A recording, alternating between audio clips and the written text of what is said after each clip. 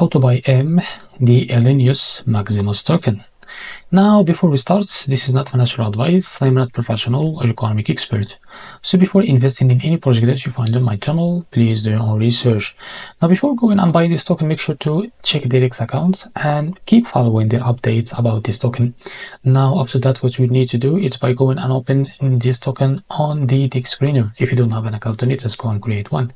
Now, after that, as you can see, if you click on this locked account, you can see that 100% of liquidity is locked. That's mean your investment in the safe place.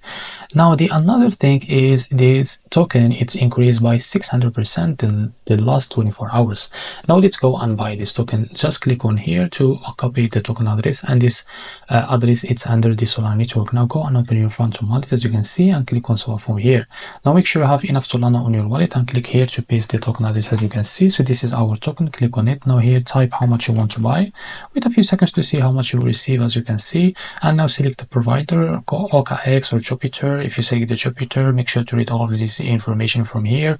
After you click on swap, they will redirect you to Jupiter provider to buy this token. If you face any issue, go back to this page. Now switch the slip patch from here or custom it.